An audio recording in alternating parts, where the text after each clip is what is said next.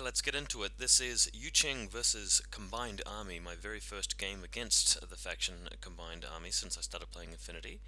We are playing Operation Flamestrike. The theatre will be Aranda, the one controlled by the Combined Army at the moment, and the mission will be ITS supplies. So there's the three tech coffins in the middle, and you've got to break them open with specialists and get the supplies out of them. Yucheng win the roll for first turn. It's me deploying here with the Sujian Battlecat on the left hand side. Same list as last time. I've got the brand new HVT model, I haven't undercoded it yet, in the center, along with the Canran Forward Observer and the holo projectors. You can also see in the center there with a couple of white markers next to them representing holo tokens. Ninja Hacker in Tio Camo marker just next to the wall of that central building there between the two consoles, and everybody else scattered around. Next image, looking at my opponent's side of the table, he's running Vanilla Combined Army. He's representing the Hungaries with Gene Stealers from 40k. He's borrowing some of my red silhouette markers as camo tokens for this game. He's got three of them altogether. He's got a marker rep trapper with HMG prone on the building with the black box building at the bottom left in the middle, and various Batroids, Metrons, Q drone, I believe, the HMGTR bot. So we'll get into it a bit more detail once we get some closer, clearer images. But also, if you look at the billboard at the right hand side of the photo, there's a pink model in front of that. That is his HVT. Next image, okay, it's a Speculo killer using impersonation level 2 with obviously two counters which are actually immobilization counters repping actual levels of impersonation state. But this is a Speculo killer and he's deployed it right in front of the Sujian. So nice and interesting one there. Next image, we're beginning the turn with some Guangxis moving around extremely impetuously, but then we can spend orders on them to reveal the Speculo killer. Go into the next image. What's happened here is that I've actually tried to kill her by activating the Sujian, but she moves into close combat, which was annoying. Really bad luck that I didn't kill her with 4 Spitfire rolls, failed all of them actually. And then I decided to go really daring and move into close combat with the Guangxi, even though the Specular Killers are way better in close combat, and tried for the burst 2 close combat attack, but I managed to win it and kill her, so extremely lucky. By the way, guys, that's the Yuching storage crates that I've just managed to purchase and put together last night. They're looking really sweet. You peel off this little brown sticker from them, revealing the green paint job underneath, but I've left some parts of the sticker showing so that you've got part green, part brown, and I think it looks really, really neat. Into the next image. Okay, the Sujian has used cautious move to cross the street here.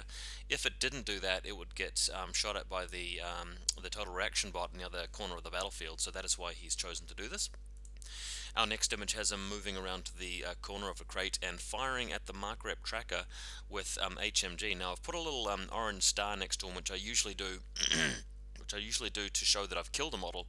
In this case, I didn't actually kill him. He passed his armor save and failed the guts check to push back further into the middle of that crate where I can't see him, can't draw line of fire to him. So unfortunate that I didn't manage to pull that off. Next image, Ninja from the other combat group now moves over to the supply crate, and she's able to do this because my opponent has backed off with a mark rat trapper, which was covering this area. So the ninja passes the whip check to open the crate and run away with the supplies. Next image shows her exact movement, so starting in the center and just walking down the street with the supplies onto the stairs here where she can't be seen. So nice and safe here.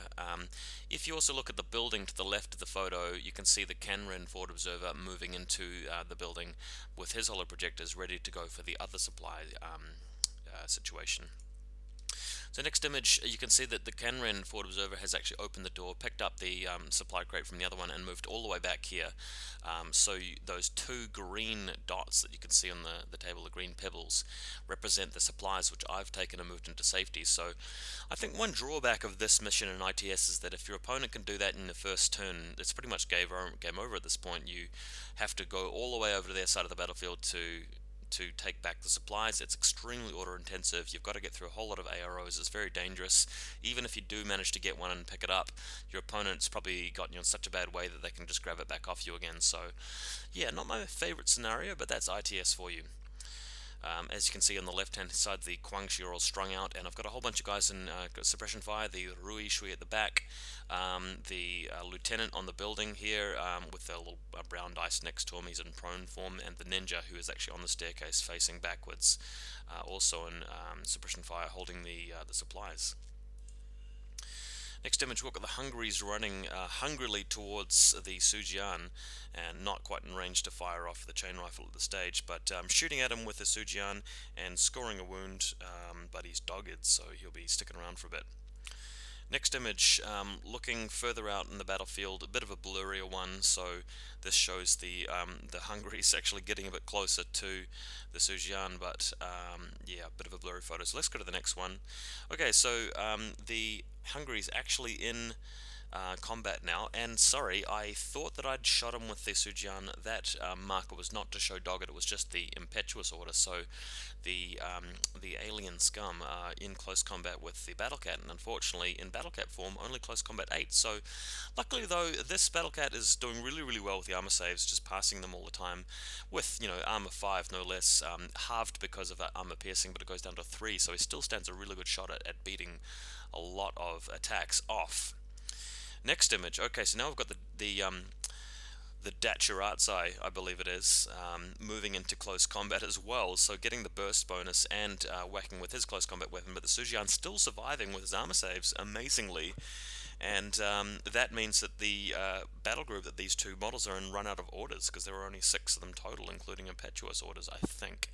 So really fun when the Battlecat survived. Next image, he's moving further in with a Krakot Renegade to the left here, shown by the green arrow, and on the right, another one of his Hungary's models, just moving along the alleyway in such a way that he can avoid lines of fire from most Yuching opponents.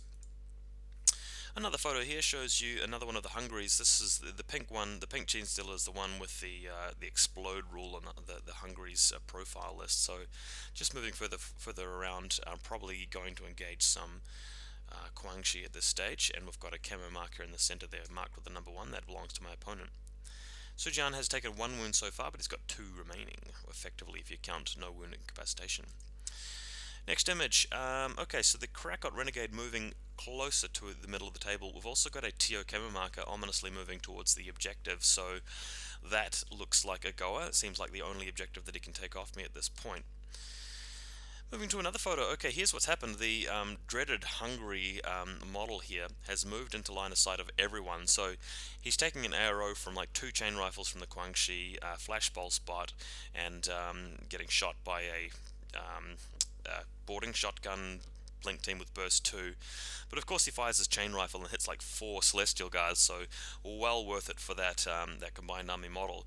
Of course he dies with the counterattacks, but I actually failed my armor saves with the 2 guys hit, and they both died, and a couple of the celestial guard that got hit from behind the template actually managed to pass their dodge saves or armor saves, can't remember which, but they did survive, so breaking the link team up, and yeah, one very effective combined army model. Next image, we've gone to the objective here, and that's the Renegade to the left, our proxy for it anyway, and a Tio camo marker to the right. So if we skip this image and go to the next one, it is one of these Noctifier dudes who has grabbed the supply crate and looking really menacing there with his green and pink.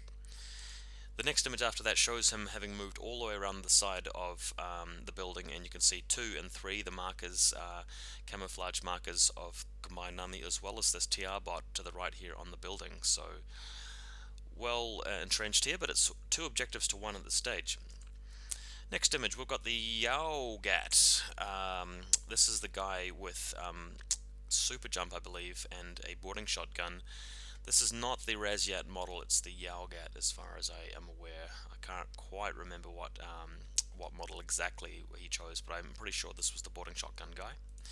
Going to the next image, again the Krakot Renegade has moved further forward into Yuching territory. You can see the Dragon Lady to the bottom right, sorry, the HVT, but that doorway in the building, by the way, is a non-doorway. We're not really playing it as a doorway. I'm just going to have to glue the doors back onto it, unfortunately.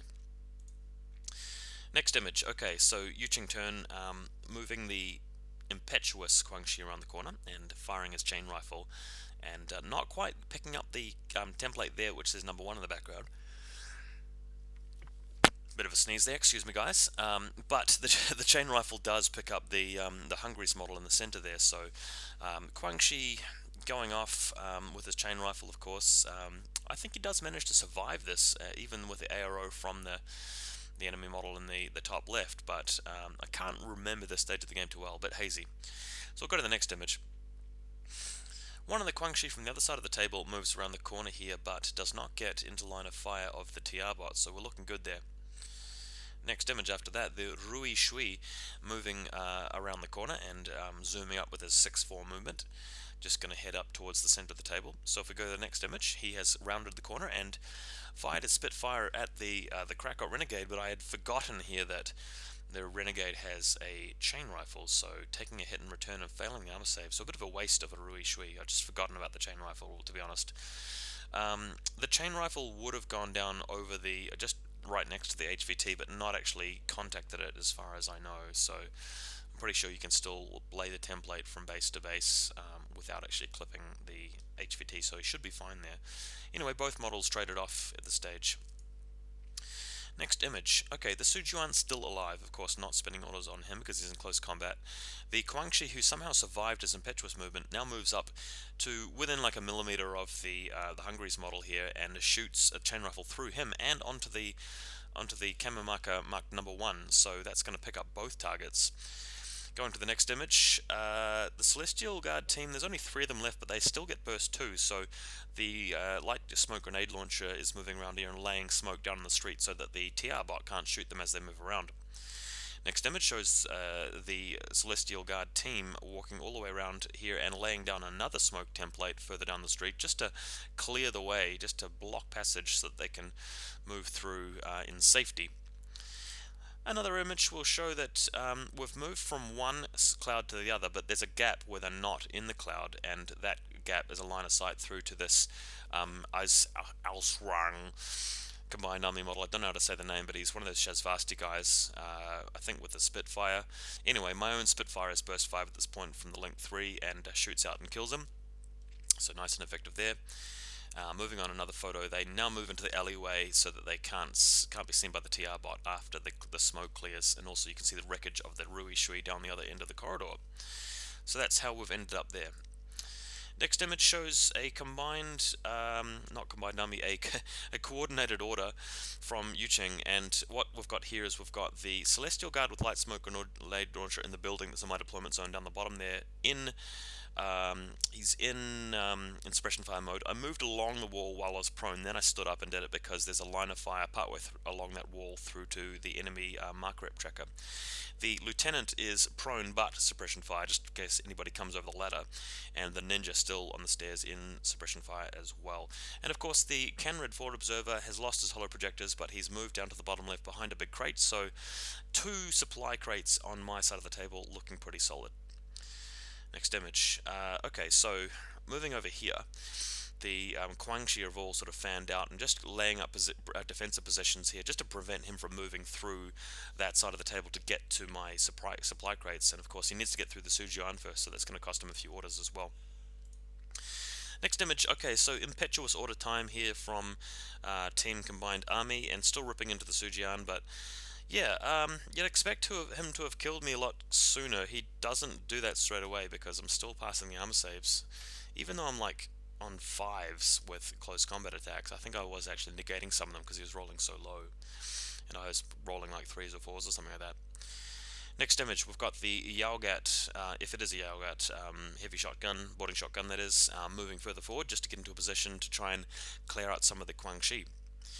The next image has him moving in front of the billboard, and what he plans to do here is jump up and then shoot at the Guangxi, but unfortunately taking a chain rifle hit in the meantime. So next photo goes to the Sujian, who's taking some hits now in the no wound incapacitation state, and after some further orders spent on the aliens here, they do manage to take him down. Next image. Okay, so the Yaogat tries jumping up and clearing out the the Guangxi, but shooting back with the chain rifle and causing some problems there. Nice situation for the chain rifle indeed.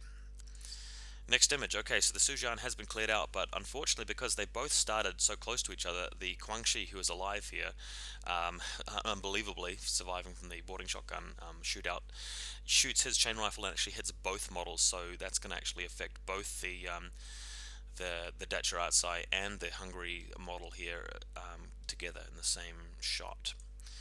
Next image shows that they've both been destroyed and the Guangxi's gone to dogged mode from the hit that he took. So really a bit of a bloodbath this side of the table, but I'm really happy with the situation because there's just so few options for him to come around these corners and beat off all of these Guangxi here. So good defensive perimeter. The next image, a bit of a zoom out. You can see his side of the table. He's got Batroid, the baggage guy with the double flamethrower hanging out back. The Yaogats pulled around the other side here next to the HVT, but just no offensive options here from my opponent, unfortunately. So looking pretty safe on the Yuching table side of the table. Next image. Okay, so we've got one of these alien guys, the Shazvasti, moving along with, I believe it's a Spitfire, just getting into a better position. Next image, yeah, so he just sort of comes into place somewhere in the center here. Already lost one of them, I believe, to the Celestial Guard LinkedIn. We haven't removed him from the table. But yeah, just a bit more of an overview. Not too much you can do to advance along there because of the suppression fire and the mass Guangxi chain rifle setup. Next image. Okay, Yuching turn 3. Now, Celestial Guard here, they have a Spitfire. They can come around and attack the TR bot. I had to think for a bit before doing this because he's got mimetism. So for him to hit me, he's basically +3 for range, -3 for cover, and that's it. So Blister Skill 11 or 12. Then for me, I'm Blister Skill 11, +3 for range, -3 for cover, minus another 3 for mimetism. So I need 8s. So it's 11s versus 8s. He's got 4 dice, I've got 5 dice. After weighing it up though, if I just lose one Celestial Guard at this point, and it's my last turn, it's not really going to affect the game in terms of the objectives. However, if I get lucky and kill him, I can move around and potentially threaten the objective that he's hiding behind this building. So I do that. Luckily I came off best here and destroyed the Q-drone, the TR bot, so we can move ahead. Next image shows the Link team moving down the street unopposed at this point because there are no arrows to come back at them. The next image has my Celestial Guard hacker move within to the dotted yellow line hacking range of his Noctifier here, who's also a hacker, who's got some sort of EI, Evolved Intelligence hacking device. I spent one order on this. It turned out to be a bit of a non-event. I managed to get the hit through, but he saved it with BTS, so survived that one. On the next image, we try the second option, which is to move through with the combi rifle and shoot him 4 times, which only forces him to pass a guts check and move back behind cover, so even that didn't work. So next photo, we're spending the rest of the orders in this group, or in the other group that is. I think I started with 6 and 5 respectively, so the Guangxi's in the other command group after that one's spent. So he scurries down the street here, and plan is to move around and hit the Noctifier with a chain rifle. So the next image shows exactly that, the chain rifle coming around here and knocking him back. Sorry, I got it wrong earlier. The combi rifle chick didn't quite manage to beat him back with the guts check, but the chain rifle does, so the dodge pushes him back around the corner, not so much the guts check. And the next image, Guangxi just hunting him down ruthlessly and eventually killing him with the chain rifle, so he drops the supply crate. Next image, just a bit of a zoom out. You can see the Guangxi at the end of the street. My guys are still happily in suppression fire back on the other side of the table, looking really safe in terms of supplies, so that looks to be game, but he does have 1 turn left. So next photo, we've got another one of these Shazvasti chaps just showing up in the building and shooting at the Guangxi in the back, destroying him, and also putting a couple of shots into the Celestial Guard. I believe this guy has an HMG, so 2 shots each. I don't know what he was doing for the rest of the game, but suddenly shows up out of nowhere with a HMG. Next image, his Mark Rep tracker with HMG moves to the side of the building and just rains down fire on the Celestial Guard, killing the one with the control device, so again breaking the link and freeing them up there. And our last photo of the game, the baggage dude, the Metroid, I can't remember his name, Batroid, what's his face, moves over and captures the supply crate back for Combined Army. But of course, two supplies to one, meaning that Yuching win with a pretty big lead, and that's game over. Combined Army defeated. See you guys next time.